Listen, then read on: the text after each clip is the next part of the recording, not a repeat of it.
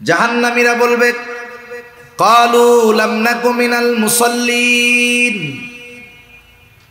এক নাম্বার কারণ আমরা মুসল্লি ছিলাম না।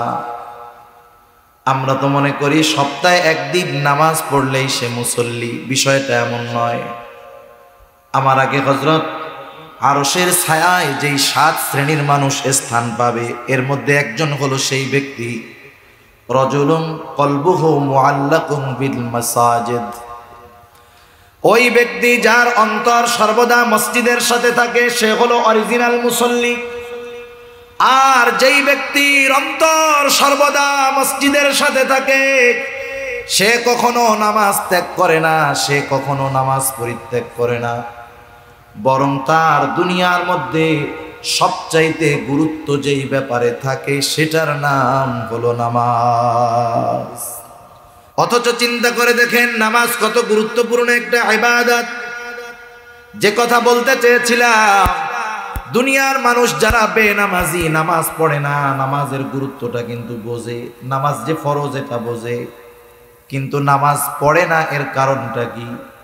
আপনাদের বাজারে যারা বেনামাজি জিজ্ঞাসা করবেন, ব্যবসায়ী যদি হয় নামাজ পড়ো না কেন, বলে ভাই আসর মাগরিব এশা এই 3 ওয়াক্ত এমন এক ওয়াক্ত, এই টাইমে দোকানের মধ্যে ক্রেতা আসে বেশি, তাই না? তার মানে সে নামাজ না পড়ার কারণ হলো জীবিকা উপার্জন, রিজক অন্বেষণ করতে গিয়ে সে নামাজ পড়ে না। যেই ব্যক্তি রিক্সা চালায়, অটো চালায়, সিএনজি চালায়, জিজ্ঞাসা করেন নামাজ পড়ো না কেন, সে বলবে সময় পাই না, পেটের চিন্তা কইরাই তো অস্থির, কামাই রোজগার ভালো হয় না, নামাজ পড়বো কেমনে। আমাদের একটা চিন্তাধারা এমন হয়ে গেছে যে আমরা মনে করি শরীয়তের বিধিবিধানগুলা মান্য করলে শুধু মনে হয় পরকালের কল্যাণ, দুনিয়ার কোনো মনে হয় কল্যাণ নাই। সাল্লাল্লাহু তাআলা আলাইহি ওয়া আলা আলিহি ওয়া আসহাবিহি ওয়া বারাকা ওয়া সাল্লাম وبارك وسلم تسليما كثيرا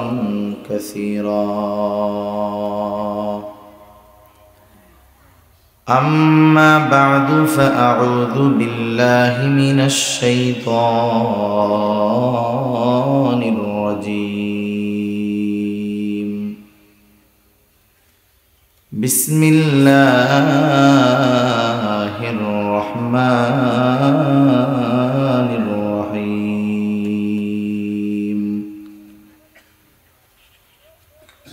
كل نفس بما كسبت رهينة إلا أصحاب اليمين في جنات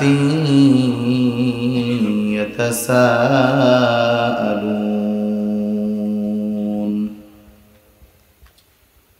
عن المجرمين ما سلككم في سقر قالوا لم نك من المصلين ولم نك نطعم المسكين وكنا نخوض مع الخائضين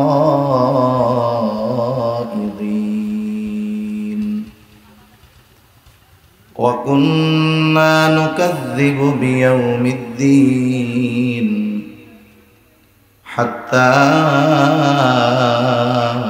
أتانا اليقين. صدق الله العلي العظيم. আমরা মুহাব্বতের সাথে দুরূদ শরীফ বলি। اللهم صل على محمد وعلى آل محمد كما صليت على إبراهيم وعلى آل إبراهيم إنك حميد مجيد.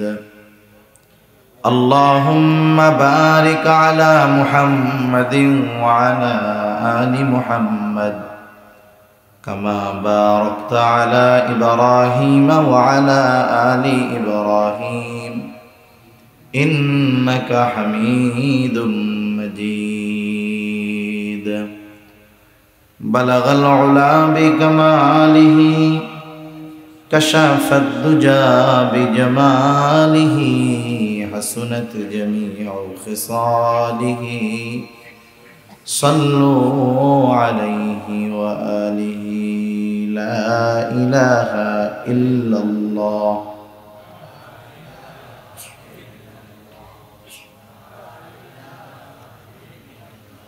لا إله إلا الله لا إله إلا الله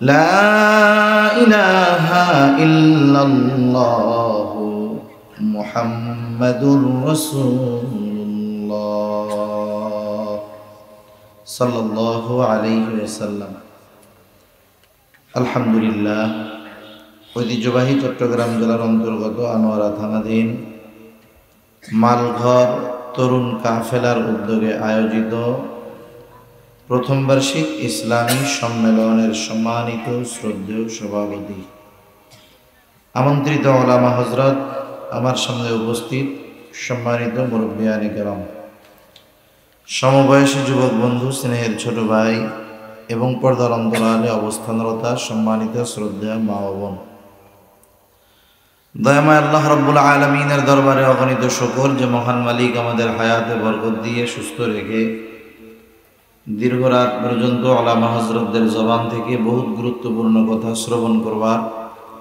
আমাকেও আপনাদের খেদমতে কিছু দ্বীনি কথা পেশ করবার সুযোগ যে মহান মালিক দান করেছেন, সে মহান মালিককে খুশি করার জন্য মহব্বতের সাথে জবান খুলে অন্তর থেকে আমরা একবার কালিমাতুশ শুকর পাঠ করি আলহামদুলিল্লাহ। অগণিত দুরুদ ও সালাম সৈয়দুল আম্বিয়া, আশরাফুল আম্বিয়া, খাতামুল আম্বিয়া, বিশ্বনবী, শেষ নবী, শ্রেষ্ঠ নবী মুহাম্মদুর রাসূলুল্লাহ সাল্লাল্লাহু আলাইহি ওয়াসাল্লামের উপর। যেহেতু রাত অনেক, এমনিতেই ঠান্ডা, উপর দিয়ে আবার কুয়াশা পড়তেছে অনেকের গায়ে দেখা যাচ্ছে, আমি একেবারে অতি অল্প সময় আপনাদের খেদমতে কিছু কথা পেশ করবার লক্ষ্যে পবিত্র কোরআনুল কারীমের প্রসিদ্ধ একটি সূরা সূরাতুল মুদ্দাসসির থেকে কয়েকটা আয়াত তিলাওয়াত করেছি। আল্লাহ তাআলার কাছে তৌফিক চাই, অল্প সময় আল্লাহ তাআলা কিছু কথা আমাকে আপনাদের খেদমতে বলার তৌফিক দেন, যে কথাগুলো আমাদের সবার দুনিয়া এবং আখিরাতের জন্য কল্যাণকর হয়। সকলে বলি আমিন। আজকে আসলে আপনাদের এখানে মাওলানা আনিসুর রহমান আশরাফি সাহেবের আসার কথা ছিল, যাই হোক, যেহেতু উনি আমন্ত্রিত মেহমান ছিলেন, আসতে পারেন নাই। কারণ হলো উনি ইন্ডিয়াতে গিয়েছিলেন অসুস্থ, চিকিৎসার জন্য। অসুস্থতাজনিত কারণে ইচ্ছা থাকার পরে উনি আসতে পারেন নাই। আমরা দোয়া করি আল্লাহ তাআলা হযরতকে দ্রুততার সাথে পরিপূর্ণ সুস্থতা দান করেন। আমি যে আয়াতগুলো আপনাদের খিদমতে তিলাওয়াত করেছি, উক্ত আয়াতে কারিমাগুলোর মধ্যে আল্লাহ সুবহানাহু ওয়া তাআলা জান্নাতি ও জাহান্নামীদের মধ্যে কিছু কথোপকথনের কথা আল্লাহ তাআলা উল্লেখ করেছেন। প্রথমত প্রশ্ন হতে পারে যে আমরা তো এখনো আছি দুনিয়াতে, এখনো তো জান্নাত জাহান্নাম কারো জন্য নির্ধারিত হয় নাই, তাহলে আল্লাহ তাআলা এত আগেই জান্নাতি আর জাহান্নামীদের মধ্যে কথাবার্তা আমাদের কাছে জানায় দিলেন কেমনে? এই জিনিসটা বোঝার জন্য একটা জিনিস খেয়াল করলে সহজ হয়ে যাবে। সময়, সময়ের স্রষ্টা কে? আল্লাহ তাআলা। আমাদের কাছে সময়টা তিন ভাগে বিভক্ত: অতীতকাল, বর্তমানকাল, ভবিষ্যৎকাল। ইংরেজিতে বলে পাস্ট, প্রেজেন্ট, ফিউচার। আমাদের কাছে কিছু সময় অতীতকাল, কিছু সময় বর্তমানকাল, আর কিছু ভবিষ্যৎকাল। কিন্তু আল্লাহ তাআলার কাছে সময় তিন ভাগে বিভক্ত নয়। আল্লাহ তাআলার কাছে সব বর্তমান। আমাদের কাছে যেটা অতীত, আল্লাহ তাআলার কাছে বর্তমান। আমাদের কাছে যেটা ভবিষ্যৎ, অর্থাৎ যেই সময়ের অবস্থা খবর আমরা জানি না, আল্লাহ তাআলার কাছে সেটাও বর্তমান। সুবহানাল্লাহ। আল্লাহ তাআলার কাছে অতীত বর্তমান আমাদের হিসাবে, যত কিছু ঘটেছে, ঘটছে, ঘটবে, সব কিছুর খবর ইলম আল্লাহ তাআলার কাছে আছে। যেহেতু আল্লাহ তাআলার কাছে সময় সব বর্তমান, সেজন্য আমাদের কাছে যেটা এখনো হয় নাই সেটা আল্লাহ তাআলার সামনে উপস্থিত বর্তমান। এজন্য আল্লাহ তাআলা জান্নাতি আর জাহান্নামীদের মধ্যে কথাবার্তা কি হবে আমাদেরকে আল্লাহ তাআলা জানায় দিয়েছেন। কোরআনুল কারীমের মধ্যে আল্লাহ সুবহানাহু ওয়া তাআলা সুন্দরভাবে জানায় দিয়েছেন। জান্নাতীরা জাহান্নামীদেরকে জিজ্ঞাসা করছে, তোমরা জাহান্নামে আসার কারণ কি? জান্নাতি কারা হবে আর জাহান্নামী কারা হবে? ডানপন্থী যারা, তথা ডান হাতে আমলনামা প্রাপ্ত হবে যারা, জান্নাতি হবে তারা। বাম হাতে আমলনামা পাবে যারা, জাহান্নামী হবে তারা। কিয়ামতের ময়দানে একটা মানুষের সবচাইতে বেশি চিন্তার যেই সময়গুলা, এর মধ্যে একটা সময় হলো যখন আমলনামা মানুষের কাছে পৌঁছায় দেওয়া হবে। আল্লাহ সুবহানাহু ওয়া তাআলা আমাদের প্রত্যেকের দুনিয়াতে যেই আমল আমরা করছি সেই আমলগুলা ফাইল আকারে, বোঝানোর জন্য বলতেছি আর কি, ফাইল আকারে আমাদের প্রত্যেকের কাছে পৌঁছায়া দিবেন। সুবহানাল্লাহ। দুই কাঁধের দুই ফিরিস্তা লিখতেছে, আর একজন ফিরিস্তা আমাদের কথাগুলা সংরক্ষণ করতেছে, সব ফাইল আকারে আছে। কিয়ামতের দিন আল্লাহ তাআলা আমলনামা ছেড়ে দিবেন। যার যেই ফাইল, যার যেই আমলনামা যথাযথভাবে তার হাতের মধ্যেই এসে পৌঁছাবে। কেউ ডান হাতে পাবে, কেউ বাম হাতে পাবে। যারা ডান হাতে পাবে এরা আনন্দিত হয়ে যাবে। আল্লাহ তাআলা কোরআনুল কারীমের মধ্যে বলেন, ফাআম্মা মান উতিয়া কিতাবাহু বিয়ামিনিহি ফায়াকুলু হাউম ইকরাউ কিতাবিয়া। আল্লাহ রাব্বুল আলামিন বলেন, ফাআম্মা মান উতিয়া কিতাবাহু বিয়ামিনিহি, ডান হাতে যে কিতাব পেয়ে যাবে, আমলনামা পেয়ে যাবে, ফায়াকুলু হাউম ইকরাউ কিতাবিয়া, সে আনন্দে মানুষদেরকে বলবে, এই যে আমার আমলনামা পড়ো, আমার আমলনামাটা পড়ো। ছোটবেলায় আমরা যখন স্কুলে পরীক্ষা দিতাম, আমাদের সময় পরীক্ষার প্রশ্ন যেই উত্তরপত্রের মধ্যে লিখতাম, আমাদেরকে ওই উত্তরপত্রটা ফেরত দেওয়া হতো বাসায় নিয়ে দেখানোর জন্য। যার পরীক্ষা ভালো হতো 100-র মধ্যে 80, 90, 95, 95, 100 পাইত। ও বন্ধুদেরকে দেখাইতো আর বলতো, দেখো আমি কত সুন্দর উত্তর লিখেছি, 100-র মধ্যে 90 পেয়ে গেছি। আর যার পরীক্ষায় ফেল, ওর খাতাটাও কাউকে দেখাইতে চাইতো না। ও খাতাটা লুকায়া রাখতো, বাড়িতেও গোপন করতো। বাড়ি থেকে বারবার জিজ্ঞাসা করে, কই অঙ্ক খাতা দিছে নাকি? বলে না, এখনো দেয় নাই। কারণ কি করছে? ফেল করছে। আনন্দে আমরা যেমন ওই প্রশ্নের উত্তরপত্রটা দেখাই, আমলনামা ডান হাতে পাবার পর আনন্দে সে বলবে, এই আমার আমলনামা তোমরা পড়ো। এখন সে আমলনামা ডান হাতে পাওয়ার কারণটা সে বর্ণনা করবে। 100-র মধ্যে 95 কেন সে পেয়েছে? কারণ পরীক্ষা ভালোভাবে দিয়েছে, লেখাপড়া ঠিক মতো করেছে।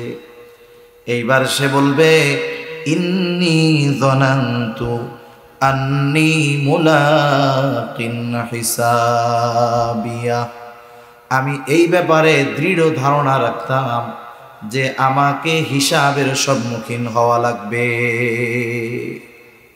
দুনিয়াতে আমি এই বিষয়ের উপরে দৃঢ় বিশ্বাস রাখতাম, সেই জন্য দুনিয়ার আমল আমি সুন্দর করছি, এই জন্য ডান হাতে আমলনামা পাইছি। সে খুশি হয়ে গেছে। আবার যে বাম হাতে আমলনামা পাবে, বাম হাতে যে আমলনামা পাবে তার অবস্থা কি হবে? আল্লাহ তাআলা বলেন, ওয়া আম্মা মান উতিয়া কিতাবাহু বিশিমালি ফায়াকুলু ইয়া লাইতানি লাম উতা কিতাবিয়া ওয়া লাম আদরি মা হিসাবিয়া যে বাম হাতে আমলনামা প্রাপ্ত হবে সে বলবে, হায় আমার দুর্ভোগ, লাম উতা কিতাবিয়া, আমি যে এই আমলনামা যদি না পাইতাম কতই না ভালো হতো। সে আফসোস করতে থাকবে, ওয়ালাম আদরি মা হিসাবিয়া, আমি আমার এই হিসাবের ব্যাপারে যদি না জানতাম কতই না ভালো হতো। সেই দিন সে আফসোস করবে, কিন্তু করার কিছু থাকবে না। ডান হাতে আমলনামা প্রাপ্ত মানুষগুলা হবে জান্নাতি, বাম হাতে যারা আমলনামা পাবে দুনিয়ার মধ্যে সে যে কর্ম করেছে সেই কর্ম অনুযায়ী তাকে প্রতিফল দেওয়া হবে। এই কথাটাই এখানে মূলত বোঝানো উদ্দেশ্য, কুল্লু নাফসিম বিমা কাসাবাত রহিনা। প্রত্যেক প্রাণ তার কর্মের ব্যাপারে সে আবদ্ধ, বন্ধক রাখছে, মানে খারাপ কাজ করছে সে ওই খারাপ কাজের প্রতিদান পাবে। তবে ইল্লা আসহাবাল ইয়ামিন, ডানপন্থী তথা যারা ডান হাতে আমলনামা পাইছে তারা ছাড়া। আল্লাহ রাব্বুল আলামিন এরপরে যারা ডানপন্থী তথা জান্নাতি তাদের অবস্থা কি হবে? জান্নাতীরা যখন জান্নাতের মধ্যে চলে যাবে, জান্নাতে যাওয়ার আগ পর্যন্ত প্রত্যেকটা মানুষ সর্বোচ্চ চিন্তায় থাকবে। সেই দিন মানুষেরা প্রত্যেকে নিজের চিন্তায় বিভোর থাকবে। কোরআনুল কারীমের মধ্যে আল্লাহ তাআলা বলেন, ইয়াউমা ইয়াফিরুল মারউ মিন আখিহি ওয়া উম্মিহি ওয়া আবিহি ওয়া সাহিবাতিহি ওয়া বানিহি লিকুল্লি ইমরিইম মিনহুম ইয়াউমাইযিন শা'নুন ইউগনি। সেই দিন তো এমন একদিন, দুনিয়ায় ভাইয়ের সাথে কত মহব্বত, সেই দিন ভাইয়ের থেকে পালাবে। চিন্তা করবে যদি ভাইয়ের সাথে দেখা হয়, একটা নেকি যদি চায়া বসে, পালায় চলে যাবে। বাবার থেকে পালাবে, মার থেকে পালাবে, স্ত্রীর থেকে পালাবে, সন্তানের থেকে পালাবে। কেউ চাইবে না পরিচিত কারোর সাথে দেখা হয়ে যাক।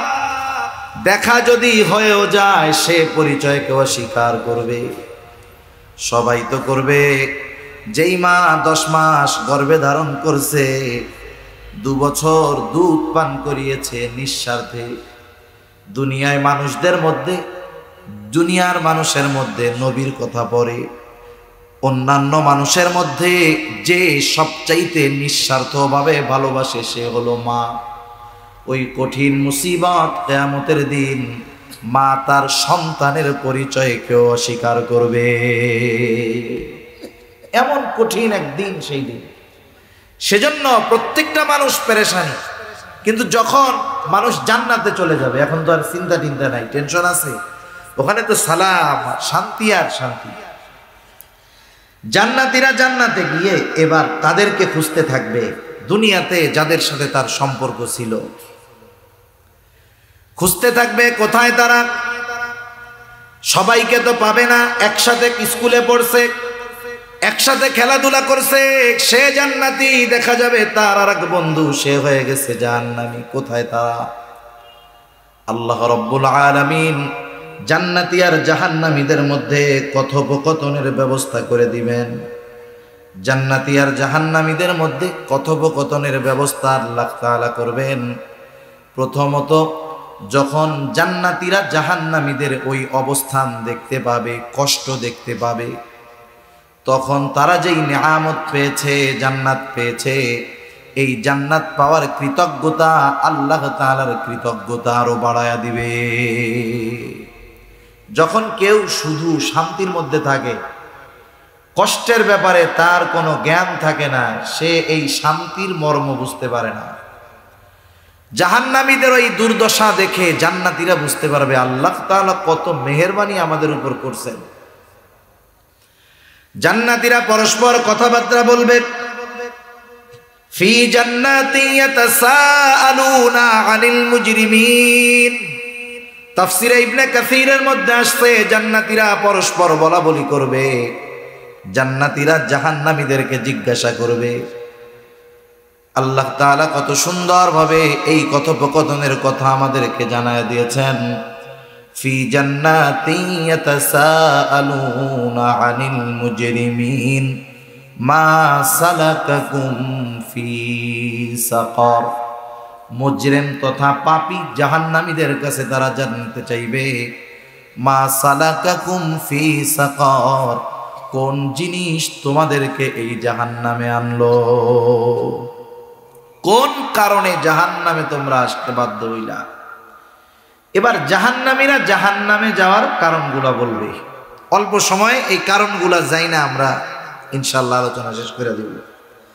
জাহান্নামীরা জাহান্নামে যাওয়ার কারণগুলা এবার তারা বলবে। এই সূরার মধ্যে 4টি কারণ জাহান্নামীরা তাদের জাহান্নামে যাওয়ার কারণ হিসাবে উল্লেখ করবে। কয়টা কারণ? 4টা কারণ। এই 4 কারণ, জাহান্নামে যাওয়ার 4 কারণ যদি আমাদের কারো মধ্যে থাকে, বিপদের বিষয় না? সেজন্য ওই 4 কারণ যদি আমাদের কারো মধ্যে থাকে, ওই মন্দ কারণগুলো বের করতে হবে, নাইলে বলা যায় না এই কারণে আল্লাহ না করুন জাহান্নামে যাওয়া লাগতে পারে। জাহান্নামীরা বলবে, ক্বালু লাম নাকু মিনাল মুসাল্লিন। 1 নাম্বার কারণ, আমরা মুসল্লি ছিলাম না। আমরা তো মনে করি সপ্তাহে একদিন নামাজ পড়লেই সে মুসল্লি, বিষয়টা এমন নয়। আমার আগে হযরত আরশের ছায়ায় যেই 7 শ্রেণীর মানুষ স্থান পাবে, এর মধ্যে একজন হলো সেই ব্যক্তি, রাজুলুন কলবুহু মুআল্লাকুন বিল মাসাজিদ। ওই ব্যক্তি যার অন্তর সর্বদা মসজিদের সাথে থাকে, সে হলো অরিজিনাল মুসল্লি। আর যেই ব্যক্তির অন্তর সর্বদা মসজিদের সাথে থাকে, সে কখনো নামাজ ত্যাগ করে না, সে কখনো নামাজ পরিত্যাগ করে না, বরং তার দুনিয়ার মধ্যে সবচাইতে গুরুত্ব যেই ব্যাপারে থাকে সেটার নাম হলো নামাজ। জাগতিক যত ব্যস্ততা তার থাকুক না কেন, নামাজের সময় হলে তার অন্য কোনো কিছুর আর পেরেশানি থাকে না, সব নামাজের দিকে সে ঝুঁকিয়ে দেয়, নামাজের ব্যাপারে সে চিন্তিত বেশি থাকে। আচ্ছা একটু বলেন তো, দুনিয়ায় আমাদের দেশ 92% মুসলমানের দেশ। কিছু জিনিস আছে শুধু দাবি করলে হয় না। 92% মুসলমানের দেশ, আমরা দাবি করি, কিন্তু জরিপ হলো আমাদের দেশে যত মুসলমান আছে, এই মুসলমানদের মধ্যে শতকরা 10 ভাগও নয়, বরং তার অনেক কম, 7-8% মানুষ সর্বোচ্চ 5 ওয়াক্ত নামাজ পড়ে। বাকি 93% মুসলমানের হিসাবে 93% মুসলমান 5 ওয়াক্ত নামাজ পড়ে না। ঢাকা শহর সহ আমাদের গ্রাম অঞ্চলগুলোতেও জুমার দিন মসজিদ ভরে যায়, 5-7 তলা মসজিদ ভরে, বিশাল রাস্তায় জায়গা থাকে না, জ্যাম লেগে যায় ঢাকার মধ্যে। যেই মসজিদে জুমার সময় 7 তলা ভরে, রাস্তা ভরে গেছে সব, ওই মসজিদে আসরের নামাজে নিচের তলায় অর্ধেক ভরে না। অবস্থা কি চিন্তা করেন। জুমার নামাজ এত মানুষ পড়ে, এরপরেও জরিপ হলো যে বাংলাদেশে অর্ধেক মুসলমানও জুমার নামাজ পড়ে না। তার মানে হিসাবে আমরা মুসলমানের সংখ্যা যা, তার অর্ধেক ফুলফিল বেনামাজি, জুমার নামাজও পড়ে না। এগুলা এমনি মুসল্লি তো হইতে পারে নাই, সাপ্তাহিক মুসল্লি হইতে পারে নাই তারা। অথচ চিন্তা করে দেখেন নামাজ কত গুরুত্বপূর্ণ একটা ইবাদত। যে কথা বলতে চেয়েছিলাম, দুনিয়ার মানুষ যারা বেনামাজি, নামাজ পড়ে না, নামাজের গুরুত্বটা কিন্তু বোঝে, নামাজ যে ফরজ এটা বোঝে, কিন্তু নামাজ পড়ে না। এর কারণটা কি? আপনাদের বাজারে যারা বেনামাজি, জিজ্ঞাসা করবেন, ব্যবসায়ী যদি হয়, নামাজ পড়ো না কেন?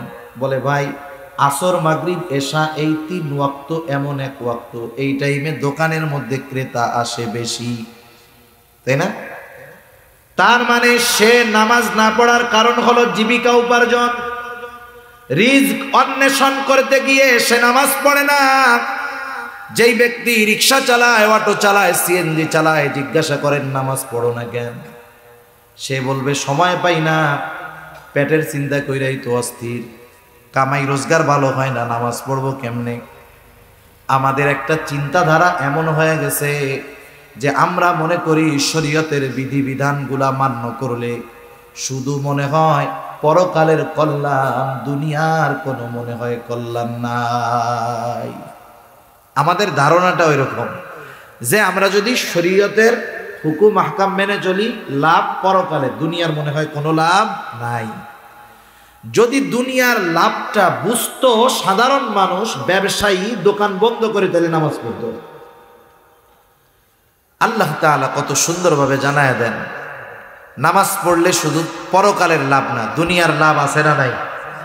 তাইলে আমরা ছোট্ট একটু আলোচনায় জানতে পারলাম, মানুষ, অধিকাংশ মানুষ নামাজ না পড়ার অন্যতম একটি কারণ রুজি রোজগার করার জন্য নামাজ পড়ে না, টাইম পায় না, ঠিক না?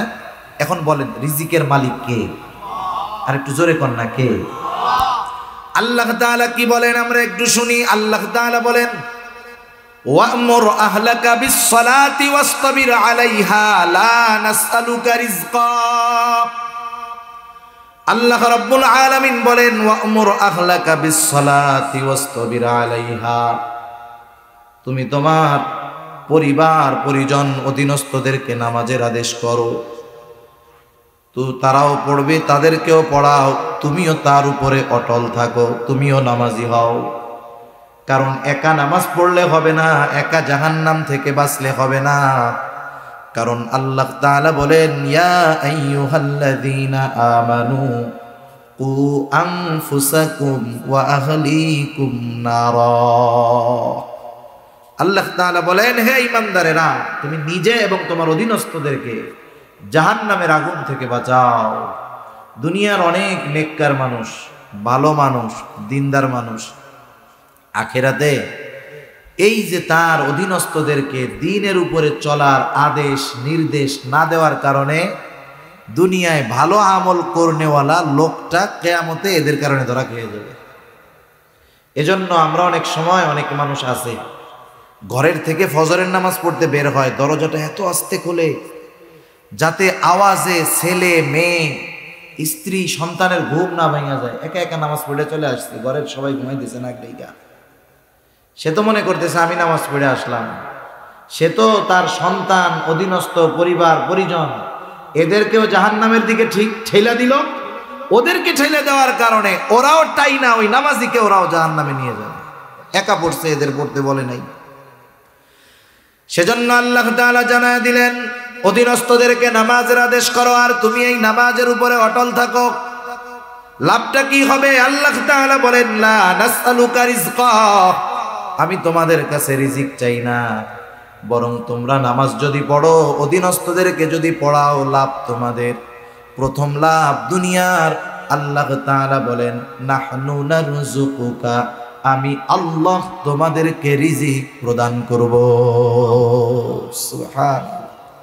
তাইলে দেখেন, ব্যবসায়ী ব্যবসা করে, নামাজ পড়ে না, রিজিকের আশায়, কাজ হবে? বরকত হবে না। সেজন্য নামাজ পড়লে দুনিয়ায় রিজিকের ব্যবস্থা আল্লাহ তাআলা করে দিবেন। শত ব্যস্ততা থাক, কাজ থাক, আমরা 5 ওয়াক্ত নামাজ পড়ব। 5 ওয়াক্ত নামাজ সুন্দরভাবে পড়তে, একেবারে ধীর স্থিরতার সাথে সাথে। সাধারণ মুসল্লিরা তো আর সূরা বাকারা, আল ইমরান দিয়ে পড়বে না, ওনরা তো শেষের 5-7টা সূরা দিয়ে পড়বে, 10টা সূরা দিয়ে পড়বে। ওই সূরাগুলা দিয়ে সুন্দরভাবে 4 রাকাত নামাজ পড়তে 10 মিনিট লাগবে, একেবারে সহিশুদ্ধভাবে। সব মিলিয়ে 5 ওয়াক্ত নামাজে 1.5 ঘন্টা সময় লাগলো। 1.5 ঘন্টা সময় কি একবারে লাগে না 5 বারে লাগে? এক বল খেলা দেখতে তো 2 ঘন্টা একটানা বসে থাকলে মজা হবে, তাই না? অথচ 5 ওয়াক্ত নামাজ 5 ভাগে পড়বে, 1.5 ঘন্টা সময়, মসজিদে ঢুকতে মন চায় না। আফসোস, কি বলবো অন্যদের কথা। কত জায়গায় কত মুরব্বী আছে, দাড়িটা পেকে গেছে, চামড়া ঢিল হয়ে গেছে, ঝুলে গেছে, চোখ কোটরের মধ্যে চলে গেছে, 70-75 বছর বয়স, মসজিদের পাশে 4 দোকান, বসে দীর্ঘ সময় বসে চা খায়, টেলিভিশন দেখে, বিড়ি খায়, পান চাবায়, পাশে আজান হয়, নামাজ হয় মসজিদে, আল্লাহর বান্দা ঢুকতে পারে না। নসিব বড় খারাপ। সেজন্য জাহান্নামীরা বলবে, আমরা মুসল্লি ছিলাম না, আমরা মুসল্লি হব। মুসল্লি শুধু নিজে হলে হবে না, অধীনস্থদেরকেও মুসল্লি বানাতে হবে। নামাজ কত বড় গুরুত্বপূর্ণ ইবাদত। রাসূল আকরাম সাল্লাল্লাহু আলাইহি ওয়াসাল্লাম জানায় দেন, as-salatu imaduddin, মান আকামাস সালাতা ফাকাদ আকামাদ-দ্বীন ওয়া মান তারাকাহা ফাকাদ হাদামাদ-দ্বীন। নবীজি সাল্লাল্লাহু আলাইহি ওয়াসাল্লাম বলেন, নামাজ হলো দ্বীনের স্তম্ভ। মান আকামাস সালাহ, যে নামাজ কায়েম করে সে দ্বীন প্রতিষ্ঠা করে। সুবহানাল্লাহ। বলেন তো আপনাদের এলাকার বেনামাজি যারা, মুসলমান ঘরের সন্তান, একজন দিনদার মানুষ গিয়ে যদি ওই বেনামাজি মুসলমানকে বলে চল আমরা দিন ধ্বংস করব, বেনামাজি ওরা যদি বলা হয় চল আমি আর তুই গিয়া দিন ধ্বংস করব, বেনামাজি বলবে তুমি নামাজ পড়ে কি করলে, আগে পিটাবে ওরে, ঠিক না? বলে তুমি নামাজ পড়ো আবার দিন ধ্বংস করতে চাও। অথচ ও বেনামাজি, ও জানে না যে ও নামাজ না পড়ে নিজেই দিন ধ্বংস করতেছে। নবীজি এরপরে বলেন, নমান তারাকাহা আইয়ামান তারাকাস সালাতা ফাকাদ হাদামাদ-দ্বীন, আর যে নামাজ ছেড়ে দিল সে দিন ধ্বংস করলো। তাহলে বেনামাজি দিন ধ্বংসকারীদের একজন। চিন্তা করে দেখছেন বেনামাজির অবস্থা কত খারাপ। নামাজ তো এমন এক ইবাদত, নামাজের মাধ্যমে আল্লাহ তাআলার সাথে বান্দা সবচাইতে নৈকট্য অর্জন করে। শুধু তাই না, দুনিয়ার প্রয়োজন নামাজের মাধ্যমে আল্লাহ তাআলার কাছ থেকেই প্রয়োজন মেটানো যায়। সালাতুল হাজতের মাধ্যমে দুনিয়ার প্রয়োজন মেটানো যায়। শুধু তাই না, নামাজের মাধ্যমে আল্লাহ রব্বুল আলামিনের সাথে বান্দা কথোপকথনে লিপ্ত হয়ে যায়। বান্দা সূরা ফাতিহা যখন পড়া শুরু করে, প্রত্যেক আয়াত পড়ে আর প্রত্যেক আয়াত তিলাওয়াতের পরে আল্লাহ তাআলা জবাব দেয়। সুবহানাল্লাহ। বান্দা সেজদার মাধ্যমে আল্লাহ তাআলার সবচাইতে নৈকট্য অর্জন করে। ওয়াসজুদ ওয়াকতারিব, সেজদা করো আর নৈকট্য অর্জন করো। সুবহানাল্লাহ। রাসূল আকরাম সাল্লাল্লাহু আলাইহি ওয়াসাল্লাম অন্তরের প্রশান্তি আনয়নের জন্য সালাত নামাজ পড়তেন। নবীজির নামাজের ইতিহাস বললে তো লম্বা সময় লাগবে। আমরা তো ফরজটাই ঠিক মতো পড়ি না। পড়বো তো ইনশাআল্লাহ, আল্লাহ তৌফিক দান করুক। যারা পড়ি তো আলহামদুলিল্লাহ, যারা পড়ি না তারা পড়বো। 2 নাম্বার কারণ হিসাবে জাহান্নামীরা বলবে, ওয়ালাম নাকুনু তুইমুল মিসকিন, আমরা মিসকিনদেরকে খানা প্রদান করতাম না, মিসকিনদেরকে খানা দিতাম না। স্বাভাবিকভাবে সাধারণভাবে যে কাউকে খানা খাওয়ানো এটা কিন্তু ফজিলতের কাজ। রাসূল আকরাম সাল্লাল্লাহু আলাইহি ওয়াসাল্লামের কাছে একজন এসে জিজ্ঞাসা করতেছে, আইয়ুল ইসলামি খাইর, ইসলামের মধ্যে উত্তম কাজ কোনটা?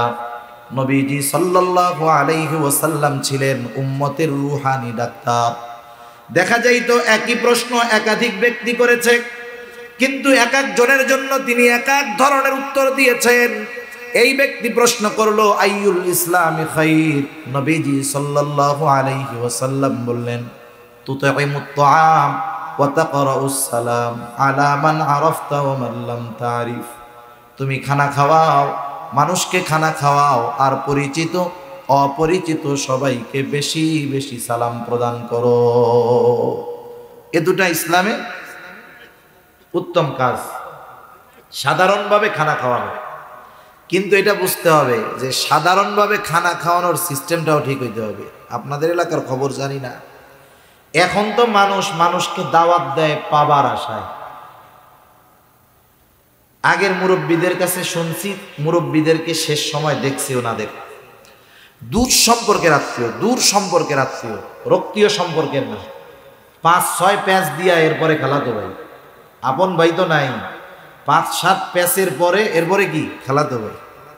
ওই খালাতো ভাইয়ের মেয়ের বিবাহ, দাওয়াত দেয় নাই কেন? এই জন্য রাগ হইছে, কথা কয় না, অভিমান করছে যে তোমার মেয়ে বিবাহ দিলে আমাকে দাওয়াত দিলা না, রাগ হইছে। আর এই জামানায় যাকে দাওয়াত দেওয়া হয়, দাওয়াত দিলে খুশি তো বহুত দূর, টেনশনে পড়ে যায় যে কমিউনিটি সেন্টারে সব আটকাইয়া খাওয়াইয়া দাওয়াইয়া পাশে সামনে টেবিল নিয়ে বসে থাকবে, টাকা না দিয়ে উপায় আছে। এই জামানায় মানুষ দাওয়াত দেও বাইসা বাইসা, যাদেরকে দাওয়াত দিলে বড় বড় নোট দিবে এদেরকে দাওয়াত দেয়। এই দাওয়াত খাওয়ানোতে কোনো লাভ নাই, কারণ এই দাওয়াত তো প্রতিদানের আশায় খাওয়াইতেছে, ঠিক কিনা বলেন? আরো কত খাওয়ানো আছে, সব খাওয়ানোর কথা সব জায়গায় কইতে হয় না। তা যাই হোক, এই একটাই বলি, প্রতিদানের আশায় যদি খাওয়ায় কোনো লাভ নাই। আর যদি আল্লাহর জন্য খাওয়ানো হয়, একজন ধনী মানুষ হতে পারে, তারে খাওয়াইলাম আল্লাহর জন্য, ওই খাওয়ানোর মধ্যেও ফজিলত আছে, ঠিক কিনা? এটা সাহাবাদের একটা গুণ, তারা মানুষরে খানা খাওয়াইতেন প্রতিদানের আশায় নয়, এমনটাও আশা করতেন না। অনেক সময় আমরা বলি যে তার উপকার করলাম, প্রতিদান না দেয় না দিক, একটু ধন্যবাদও দিল না, আফসোস করি না আমরা এরকম? সাহাবারা কেমন ছিল, তাদের গুণ ছিল কেমন, তারা মানুষকে খানা খাওয়াইতো কেন? আল্লাহ তাআলা বলেন, ইন্নামা নুতঈমুকুম লিওয়াজহিল্লাহ লা নুরিদু মিনকুম জাযাআন ওয়ালা শুকুরা। তারা বলে, ইন্নামা নুতঈমুকুম লিওয়াজহিল্লাহ, আমরা তোমাদেরকে খানা খাওয়াইছি আল্লাহর জন্য, যেহেতু আল্লাহর জন্য খানা খাওয়াইছি, লা নুরিদু মিনকুম জাযাআ, আমরা তোমাদের কাছে কোনো প্রতিদান চাই না, প্রতিদান তো বহুদূর, ওয়ালা শুকুরা, কৃতজ্ঞতা প্রকাশ করো তথা ধন্যবাদ দাও, এটাও চাই না। আর আমরা কি করি? দাওয়াত দিয়া কমিউনিটি সেন্টারের মধ্যে ঢুকাইয়া বাইরে হওয়ার দরজা একটা, লজ্জায় হইলেও টাকা দেওয়াই লাগবে। এই ধরনের দাওয়াত আত্মার সম্পর্ক বাড়ায় না, বরং এ ধরনের দাওয়াত ইউরোপ আমেরিকানদের সিস্টেম, তাদের কালচার, তারা পেইং গেস্ট রাখে, পেইং গেস্ট, বাসায় মেহমান থাকে ঠিক, কিন্তু টাকা দিয়ে খাওয়ানো লাগে। এটা মুসলমানের কালচার না। এজন্য আমরা সাধারণভাবে মানুষকে খানা খাওয়াবো, এটা তো ভালো কাজ। এখন এই খাবারটা যদি মিসকিন অসহায়রে খাওয়ানো হয়, তেলও মাথায় তেল দিলে ওতে কোনো দাম পাওয়া যায় না। যে প্রতিদিন ভালো খায় তারে ভালো খাওয়াইয়া সুনাম হয় না, দোয়া পাওয়া যায় না, বরং খাওয়ানোর পরে সে আগে 5 দিন যা খাইছে এটার সাথে এটার কম্পেয়ার করে, কি বলে, যারে গতকাল যে গোশটা খাইলাম মেজবানির গোশ, ওটা যে মজা লাগছে, আজকে এটা জাল বেশি হয়ে গেছে। ও তো প্রতিদিন খায়, এই জন্য খাওয়ার পরে শুকরিয়ার টাইম তো নাই ওর, ও কম্পেয়ার করে, তুলনা করে, আগের দিনেরটা কেমন হয়েছে, ওই বাড়িরটা কেমন হয়েছে, ওই হোটেলেরটা কেমন হয়েছে। কিন্তু আমি আপনি যদি একজন অসহায়রে খাওয়াই, যে 1 মাস গরুর গোশতের গ্রানই পায় নাই, লবণ কম হইল না বেশি হইল, ঝাল হইল না কম হইল, ওইটা দেখবে না, ও খাইয়া খুশি হয়ে যাবে, ঠিক কিনা বলেন? সেজন্য মিসকিনদেরকে খানা খাওয়ানো বড় ফজিলতের কাজ। আমার কাছে সামর্থ্য নাই, আমি খাওয়াইতে পারি না, আর একজনকে উৎসাহ দিব, নিরুৎসাহিত করব না। নিজে খানা খাওয়াইতে পারলে সবচেয়ে ভালো। আমি পারলাম না, আমার কাছে একজন আসছে সাহায্যের জন্য, ভাই 10টা টাকা দেন কিছু খাবো, আমার কাছে নাই। আমার বন্ধু পাশে আছে, আমি যদি তাকে বলি বন্ধু তুমি তাকে 10টা টাকা দাও, সে যদি দেয়, আমি 10 টাকা দান না করেও শুধুমাত্র সুপারিশ করার কারণে তার দানের সমপরিমাণ সওয়াবের মালিক আমি হয়ে যাব। প্রথম আমি নিজে খাওয়াবো যদি পারি, না পারলে আরেকজনকে কি দিব? উৎসাহ দিব, নিরুৎসাহিত করব না। এই নিরুৎসাহিত করা হলো আবু জেহেল মার্কা কাজ। সূরা মাউনের শুরুতে কাফেরদের 3টা বদঅভ্যাসের কথা আল্লাহ তাআলা বলছেন। কাফেরদের 3 বদঅভ্যাসের মধ্যে একটা কি? ওয়ালা ইয়াহুদ্দু আলা তাআমিল মিসকিন, তারা মিসকিনদেরকে খানা দেয় না, বরং আরো কি করে? নিরুৎসাহিত করে। কতজন আছে এরকম? অভাব নাই এমন মানুষের, নিজে তো দিলই না, আর একজন যখন দিতে যায় বলে ওরে না দিয়ে আমারে দে, আমি একটা চা খাই এটা দিয়ে। একজন মানুষ যদি আমার আপনার কাছে কিছু চাইতে আসে, ধরেন সেই লোকটা ধোঁকাবাজ হতে পারে, আমি তার ব্যাপারে সুনিশ্চিতভাবে জানি না যে লোকটা ধোঁকাবাজ আসছে, আমি আমার নিয়ত ঠিক রাইখা তাকে যদি কিছু দিয়ে দেই, আশা করা যায় আমার নিয়তের কারণে সে ধোঁকা দিতে পারে, কিন্তু আমার নিয়তের কারণে আমি সওয়াব বঞ্চিত হব না।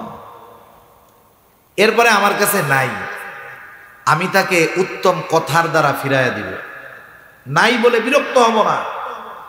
কারণ যারা অসহায় এদেরও একটা আত্মমর্যাদা আছে। মনে করেন 2 জন মানুষ এক জায়গায় আছে, একজনের কাছে এসে সাহায্য চাইলো, বলে যে কিছু দেন, এই বেচারা রাগ হয়ে গেল, ধর তোমাদের জ্বালায় রাস্তাঘাটে চলা যায় না, রাগ হইয়া 100 টাকার নোট একটা দিয়ে দিল। সচরাচর সাধারণত রাস্তাঘাটে ভিক্ষা কয় টাকা? 10 টাকা 20 টাকা নয় দেওয়া হয়, 100 টাকা দেওয়া এটা বড় একটা ব্যাপার না? 100 টাকা দিছে কিন্তু ব্যবহার করছে কি? খারাপ। পাশে আরেকজনের কাছে গেছে, তার কাছে নাই, সে দিতে পারে নাই, সে সুন্দর ভাষায় বলছে, ভাই এখন তো আমার কাছে নাই, তুমি পরে যদি আসো দেখা করো ইনশাল্লাহ আমি দিব, আইসো। হ্যাঁ, সুন্দর একটা হাসি দিল কিন্তু দিতে পারলো না। বলেন তো ওই গরিব মানুষ খারাপ আচরণকারীর 100 টাকা পেয়ে নাকি ওই লোকটা দেয় নাই তার সুন্দর আচরণ পেয়ে খুশি হবে? সুন্দর আচরণে খুশি হবে। এজন্য উত্তম কথা, উত্তম আচরণ এটাও একটা ভালো কাজ। তাহলে মিসকিনদেরকে খানা না দেওয়া, অপরকে নিরুৎসাহিত করা, এটা কাফেরদের অভ্যাস। কাদের অভ্যাস? একটু জোরে বলেন না, কাদের অভ্যাস? কাফেরদের অভ্যাস। যারা মিসকিনদেরকে খানা দেয় না, অপরকে দিতে নিরুৎসাহিত করে, তারা দুনিয়াতে রিজিক সংকীর্ণতায় পড়বে।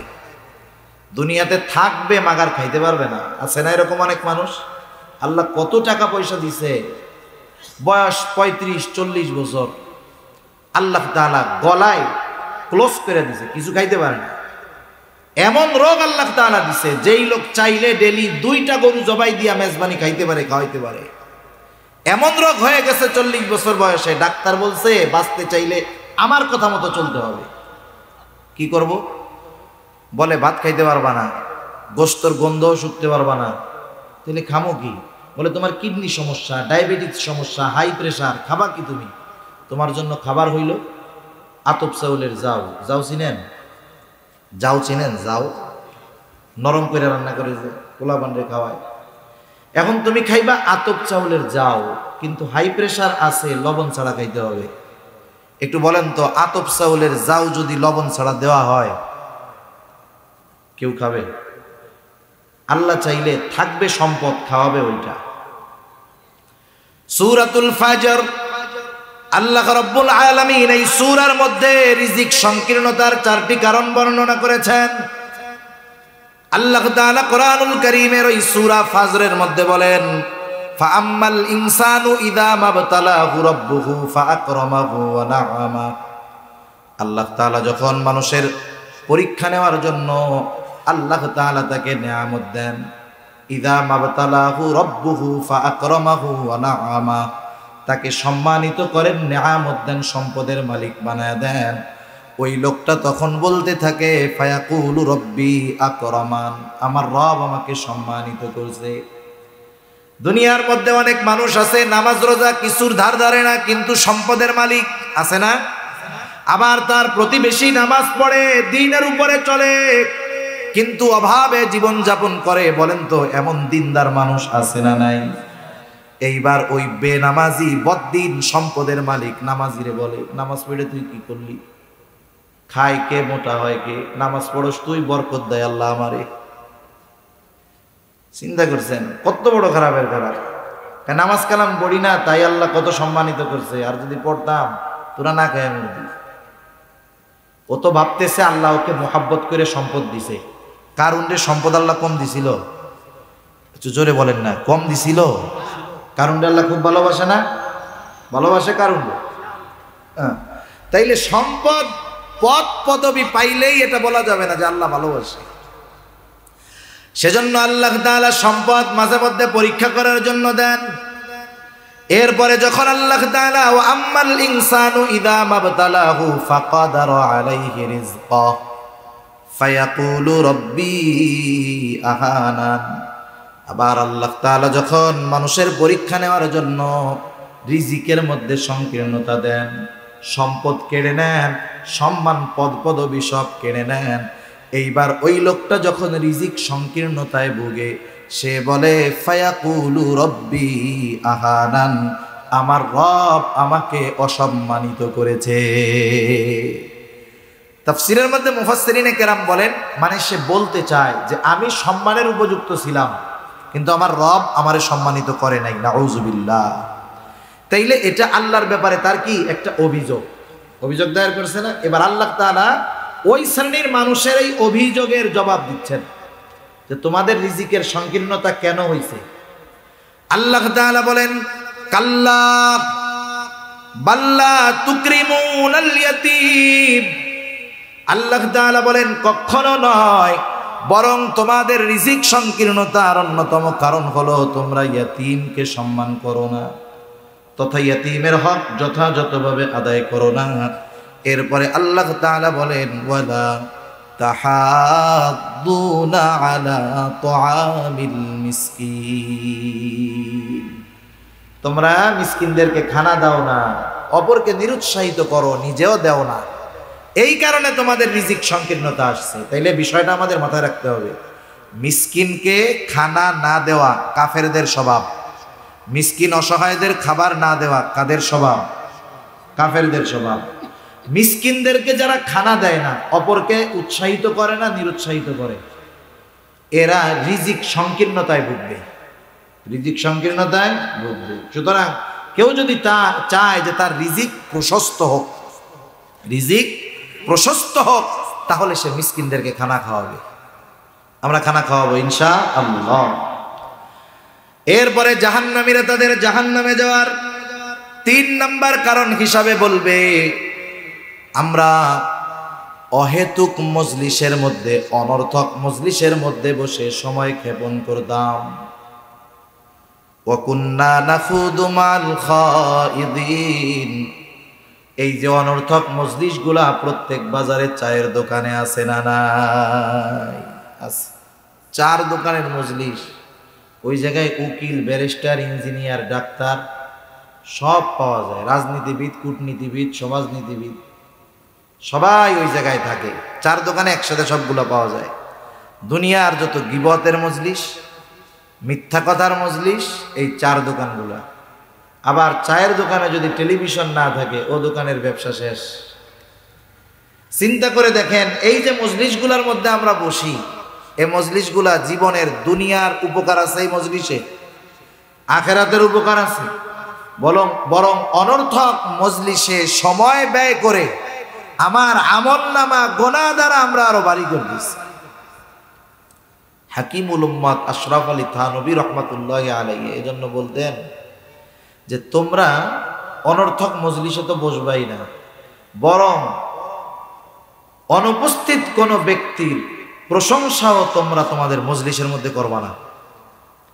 কারণ আপনার মসজিদের ইমাম সাহেব সব মুসল্লির কাছে ভালো না, উনি যদি যুগশ্রেষ্ঠ আল্লাহর ওলিও হয়।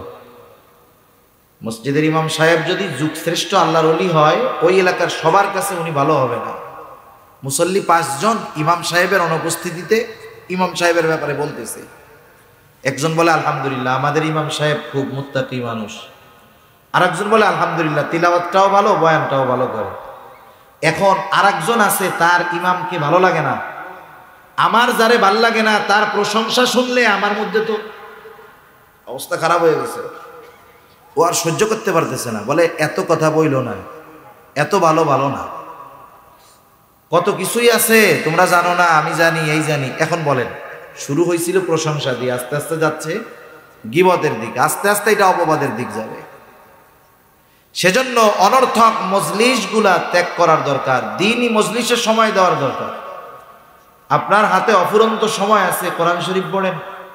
কোরআন শরীফ পড়তে পারি না, আশেপাশে মাদ্রাসা আছে, হেফজখানায় যায় পাশে বসে বসে তিলাওয়াত শুনেন। আলেম ওলামার এলাকা ভরপুর চট্টগ্রাম, ওলামা ইকরামের সাথে বসে কিছু সময় দেন, ইমাম সাহেবের কাছে বসে একটু সময় দেন, মসজিদে একটু বেশি সময় বসে থাকেন, কিছু বলার দরকার নাই, এমনিই বসে থাকেন। সেজন্য সময় এটা দামি এক নেয়ামত। এই সময়গুলা যদি অহেতুক অনর্থক মজলিসে আমরা ব্যয় করি, এগুলা আমাদের পাপের কারণ হবে, জাহান্নামে যাওয়ার কারণ হয়ে দাঁড়াবে। তাহলে জাহান্নামীরা জাহান্নামে যাওয়ার 4টি কারণ বর্ণনা করেছে। 1 নাম্বার কারণ, লাম নাকু মিনাল মুসাল্লিন, তারা বলবে আমরা মুসল্লি ছিলাম না, আর আমরা মুসল্লি হব। ওয়ালাম নাকু নুতাইমুল মিসকিন, আমরা মিসকিনদেরকে খানা দিতাম না, আমরা মিসকিনদেরকে খানা দিব। ওয়া কুন্না নাখুদু মাল খাইদিন, আমরা অনর্থক মজলিসের মধ্যে সময় ব্যয় করতাম, আমরা অনর্থক মজলিস থেকে বেঁচে থাকব। 4 নম্বর কারণ হিসাবে তারা বলছে ওয়া কুন্না নুকাযযিবু বিয়াউমিদ্দিন, কারো মধ্যে যদি আগের 3টা দোষ থাকে, ঈমান যদি ঠিক থাকে, এই 3 দোষ থাকে, নামাজ পড়ে নাই, মিসকিনদের খানা দেয় নাই, অনর্থক মজলিসে বসছে, কিন্তু একটু হইলেও ঈমান নিয়ে মরতে পারছে, সে তো অপরাধের শাস্তি ভোগ করার পর একটা সময় ঈমানের কারণে জান্নাতে যাবে। কিন্তু চতুর্থ ত্রুটি যদি কারো মধ্যে থেকে যায়, সে আর কাজ হবে না, অনন্তকাল জাহান্নামে থাকতে হবে। কারণ কিয়ামতের প্রতি বিশ্বাস রাখা ঈমানের 6 স্তম্ভর একটি। ঈমানের ভিত্তি 6টি, এর একটি হলো পরকালের উপরে বিশ্বাস রাখা। আমরা ছোটবেলা মক্তবের মধ্যে পড়ছি, আমাদেরকে 7টা পড়ানো হইতো আর কি। আমানতু বিল্লাহি ওয়া মালাইকাতিহি ওয়া কুতুবিহি ওয়া রুসুলিহি ওয়াল ইয়াউমিল আখিরি ওয়াল কদরি খাইরিহি ওয়া শাররিহি মিনাল্লাহি তাআলা। শেষে একটু বাড়ায়া পড়াইতো ওয়াল বাসি বাদাল মাউত, মৃত্যুর পরে পুনরায় পুনরুজ্জীবিত হওয়ার পর, ওয়াল ইয়াউমিল আখিরি আর ওয়াল বাসি বাদাল মাউত। মূলত 2টা হলো 2-এর মধ্যে 1, 1-এর মধ্যে 2, এই 2টা একই জিনিস। মৃত্যুর পর থেকে নিয়ে বাকি সময়টা হলো পরকাল, এগুলার উপরে বিশ্বাস রাখা। সেই জন্য ঈমানের 6 স্তম্ভর একটি হলো ওয়াল ইয়াউমিল আখিরি, কিয়ামতের উপরে বিশ্বাস রাখা। একটা মানুষ যদি পরকালকে অস্বীকার করে, পরকালকে অবিশ্বাস করে, নিঃসন্দেহে সে বেঈমান। আচ্ছা, জাহান্নামে যাওয়ার কারণ, কিয়ামতকে অস্বীকার করতাম, পরকালকে মিথ্যা মনে করতাম, মিথ্যা প্রতিপন্ন করতাম, এই কথাটা কেন বলা হইল? এই কারণটা কেন সামনে আনা হইল? উলামায়ে কেরাম বলেন, কিয়ামতের প্রতি বিশ্বাস হলো এমন এক বিশ্বাস, পরকালের প্রতি যার যত বেশি বিশ্বাস, দুনিয়ার আমল তার তত সুন্দর। সুবহানাল্লাহ। লিঙ্ক কোন জায়গায় দেখছেন? ওই যে শুরুতে বলছিলাম, ডাইন হাতে যে আমলনামা পাইছি, খুশির ঠেলায় বলতেছে আমারটা পড়া দেখো। কেন আমি পাইছি জানো? আমলনামা ডাইন হাতে পাওয়ার কারণ কি জানো? আমি দুনিয়ার মধ্যে এই দৃঢ় বিশ্বাস রাখতাম যে আমাকে হিসাবের কাঠগড়ায় দাঁড়াতে হবে, এই কারণে আমি ডাইন হাতে আমলনামা পাইছি। আমলনামা কি দুনিয়ায় দিবে না পরকালে দিবে? হিসাব দুনিয়ায় হবে না পরকালে হবে? সেজন্য আখিরাতের জবাবদিহিতার ভয় মানুষকে বাস্তব মানুষে পরিণত করে। আল্লাহর সামনে জবাবদিহিতার ভয় মানুষের আমলকে সুন্দর করে। দুনিয়ার সিস্টেমটা দেখেন না, দুনিয়াতে যদি যেই এলাকায় যেই দেশে জবাবদিহিতা নাই, অপরাধের যথাউপযুক্ত শাস্তি নাই, সম্ভবত অ্যারিস্টটল উনি বলেছেন, যেই সমাজে, যেই রাষ্ট্রে, যেই দেশে অপরাধীর যথাযথ শাস্তি হয় না, ওই সমাজে আইন করে অপরাধ নির্মূল করা যায় না। অপরাধ নির্মূলের জন্য অপরাধীর যথোপযুক্ত শাস্তি হতে হবে। কিন্তু বর্তমান দুনিয়ার দিকে তাকান, শুধু বাংলাদেশ না, তামাম দুনিয়ার দিকে তাকান, 7 খুন করে সে রাজার হালে থাকে, কিন্তু মাসি একটা মাইরা সে এখন ফাঁসির অপেক্ষায় বসে রয়েছে জেলখানায়। দুনিয়ার অবস্থাটা এরকম। তাইলে বলেন, এ জায়গায় কি ইনসাফ আছে? ন্যায় বিচার আছে? জবাবদিহিতা আছে? দেশের টাকা সব আর এক জায়গায় চলে যাচ্ছে, দুর্নীতির উপরে দুর্নীতি হচ্ছে, কোনো জবাবদিহিতা নাই, যার কারণে দিন যাচ্ছে, আইন কঠোর হচ্ছে, কিন্তু অপরাধ যাইতেছে না। এটা দুনিয়ারও নিজাম। সেজন্য আখিরাতের জবাবদিহিতার চিন্তা, ভয়, ভীতি যখন আমাদের মধ্যে যথাযথভাবে ঢুকে যাবে, যে আমার জীবনের প্রত্যেকটা মুহূর্তের হিসাব আল্লাহর সামনে দিতে হবে, প্রত্যেকটা মুহূর্ত, সেকেন্ড না, মুহূর্তের হিসাব আমাকে আল্লাহর সামনে দিতে হবে, এই চিন্তা সর্বক্ষণ যার মধ্যে থাকবে, তার চরিত্র মানুষের সামনে যেমন হবে, মানুষের অন্তরালে একাকী তার চরিত্র সমান হয়ে যাবে। কারণ ওর চিন্তা থাকবে, মানুষের সামনে অপরাধ করলেও আল্লাহর সামনে আমাকে হিসাব দিতে হবে। একেবারে একাকী ঘরের মধ্যে অন্ধকারেও যদি আমি অপরাধ করি, এর হিসাব জবাবদিহিতা আমাকে আল্লাহর কাছে দিতে হবে। সেজন্য আখিরাতের চিন্তা মানুষের আমলকে সুন্দর বানায়। আখিরাতের প্রতি বিশ্বাস যার যত বেশি, দুনিয়ায় তার আমলটা তত সুন্দর হয়, তার আমলটা তত ভালো হয়, দুনিয়ার জীবনটা তার তত গোছালো হয়। এখন ওরা বলতেছে এভাবে তো চলতেছে জীবন, দুনিয়ার জিন্দেগি তো এভাবে চলতেছে, হায়াত তো এক সময় শেষ হবে, তাই না? মালাকুল মউতের আগমনের মাধ্যমে হায়াত শেষ হবে।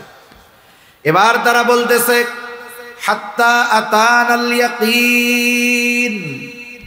এভাবে চলতেছে, একটা সময় দৃঢ় সত্য আমাদের কাছে চলে আসলো।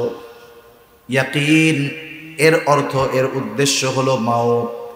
আল্লাহ তাআলা কোরআনুল কারীমের আরেক জায়গায় বলেন ওয়া'বুদ রাব্বাকা হাত্তা ইয়াতিয়াকাল ইয়াকিন। আপনি আপনার রবের ইবাদত করেন কোন পর্যন্ত? হাত্তা ইয়াতিয়াকাল ইয়াকিন, দৃঢ় সত্যর আগমন পর্যন্ত, তথা মৃত্যুর আগ পর্যন্ত। এভাবে জীবন চলতেছে, একটা সময় মউত চলে আসছে, আমি আর ফিরে যেতে পারি নাই, ভালো কাজ করতে পারি নাই, তাওবা করতে পারি নাই, নেক আমল করতে পারি নাই। মৃত্যুর পরে যারা দুনিয়াতে ভালো কাজ করে না, গুনার কাজ করে, মৃত্যুর পরে আফসোস হবে, আকাঙ্ক্ষা হবে আবার দুনিয়ায় ফিরে আসতে যদি পারতাম, ভালো কাজ করতাম। আশা হবে, আকাঙ্ক্ষা হবে, কিন্তু দুনিয়ায় কি ফিরে আসা যাবে? ফিরে আসা আর যাবে না। সেজন্য আমরা দুনিয়াতে থাকতে থাকতেই ভালো কাজগুলা করতে হবে। জাহান্নামীদের জাহান্নামে যাওয়ার যেই 4টি কারণ আমরা জানলাম, এগুলা যদি আমাদের মধ্যে থাকে, কারণগুলা বের করতে হবে। আল্লাহ সুবহানাহু ওয়া তাআলা আমাদের সবাইকে কথাগুলা অনুযায়ী যথাযথভাবে আমল করবার তৌফিক দান করুন। সকলে বলি আমিন, আরো জোরে বলি আমিন। ওয়া আখিরু দাওয়ানা আনিল হামদুলিল্লাহি রাব্বিল আলামিন। আসসালামু আলাইকুম।